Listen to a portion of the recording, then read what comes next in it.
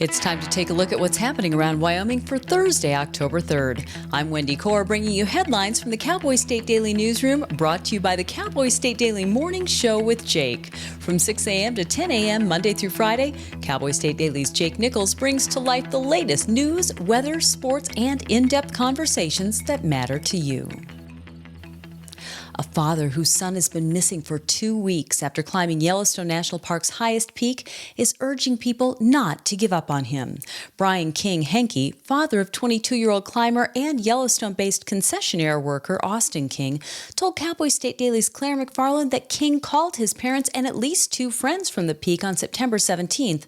That was the last time anyone heard from him. He's known now that Yellowstone not only is transitioning from rescue to recovery mode, which implies death, but they're also scaling back their search efforts here in the 12th day. And so he knows these things, and he, pretty much what he has to say is just keep praying for my son. He said that he won't give up hope until he actually gets a call, if he actually gets a call saying his son has died. King Henke said new leads have been reported, including footprints found by searchers and signs of an off-permit fire or a fire outside of designated camping spaces.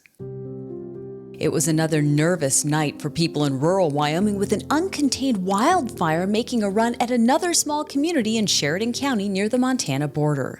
The Elk Fire, which blew up to about 20,000 acres overnight Sunday and threatened the town of Dayton, grew to about 32,000 acres by Tuesday evening.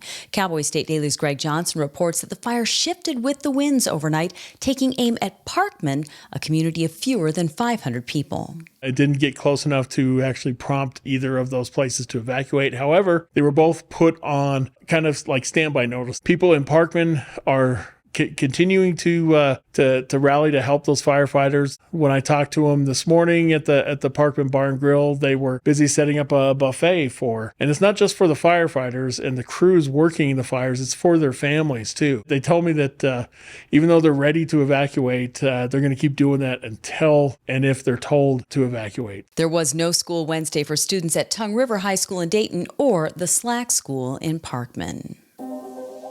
There hasn't been much talk about a constitutional amendment going before voters this November until recently.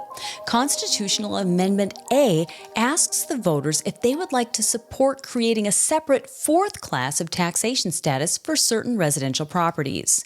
Cowboy State Daily's Leah Wolfson reports that the proposal to bring the amendment to the voters was passed by the legislature in 2023, but some who supported it then have changed their minds. One of these people is House Majority Floor Leader Chip Nyman, who said it opens up too many possible consequences that could be negative for taxpayers if things go in a negative way for Wyoming economically. He pointed out that technically, this could raise tax rates. It would allow lawmakers to raise tax rates in Wyoming sometime in the future, which could, potentially happen with a different legislature and a much worse economic picture, which very, very much concerns him. If approved, the amendment would create a subclass of primary residences that could be assessed and taxed at a different rate than other properties in the state.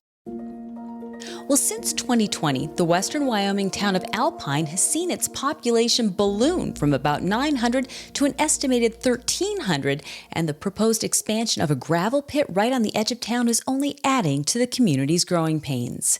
Cowboy State Daily's Mark Hines reports that residents are worried that fine particle silica dust from a proposed 240-acre expansion of the Alpine Bear Pit gravel operation could pollute the air as well as water in the nearby Palisades Reservoir. The gravel pit says it will have all kinds of benefits and will help improve the water flows into the Palisades Reservoir there. On the other side, you have some residents who really don't like the idea because they're not too keen on all the dust of the gravel pits. You've got like 20 different agencies involved, and they all have to go. So it's just it's a huge headache, and it's part of really the growing pains that Alpine has been going through. Residents are also concerned that gravel pit expansion could disrupt the local elk herd's migration route and disrupt recreation on the reservoir. Well, if anyone thought September was hotter and drier than it has been in decades, they're right. It has been in parts of Wyoming. But Cowboy State Daily's Andrew Rossi reports that the warm weather hasn't altered long-term forecasts for the Cowboy State, which say that people should expect a colder than normal winter. The numbers from the National Weather Service offices in Cheyenne, Riverton, and Rapid City showed that September temperatures were anywhere from 3 to 10 degrees above their historic averages, usually their 30-year averages, and precipitation was way down. So what does that mean? It means September was dry and warm, and in some cases record-breaking dry and warm, but that doesn't have any kind of extended meaning, or at least a better way to put it is a warm fall and a dry fall doesn't mean a warm, dry winter. Winter 2024-25 should have above average snowfall, but certain areas may be more impacted than others.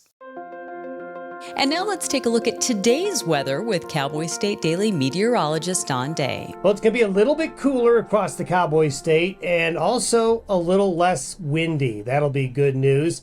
Winds won't be as gusty as they were on Wednesday, and temperatures will be a good 10-15 degrees cooler. There's a bit of a front and is going across southern Canada. But as we head into tomorrow and the upcoming weekend, not too much is going to change. We'll have these up and down temperatures, sunny to partly sunny skies and windy areas. We also will continue with extremely high fire danger statewide.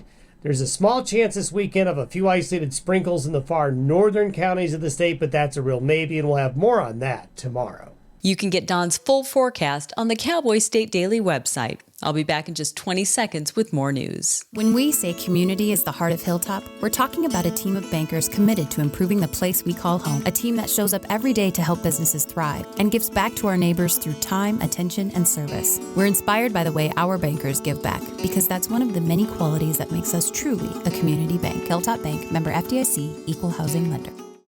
Cheyenne's City Drug has been accused of illegally compounding and dispensing medications, and a previous Wyoming State Board of Pharmacy meeting that did not allow public comment on the issue became highly contentious. Cowboy State Daily's Leah Wolfson reports that at a meeting early Wednesday morning, even 9 state legislators did nothing to persuade the board to allow the public to comment on its decision to suspend the license of the popular Cheyenne pharmacy. State Representative Jeanette Ward, who was one of the 9 legislators who appeared at the meeting, to call them out for this and question why public comment wasn't being allowed. An attorney for the board explained that because the investigation and disciplinary action into City Drug is still ongoing, they could not allow public comment on the matter. By a 5-1 vote on Wednesday, the board approved a settlement agreement allowing City Drug to continue filling prescriptions while serving a 3-year stayed suspension. A Colorado man who killed a mountain lion with a shovel probably saved his dog from being devoured by the big cat. Outdoors reporter Mark Hines spoke with an experienced Wyoming mountain lion hunter who said those lions will kill and eat dogs if they get a chance. A man reported that on September the 25th, he was in a campground at night and a mountain lion approached him and his dog.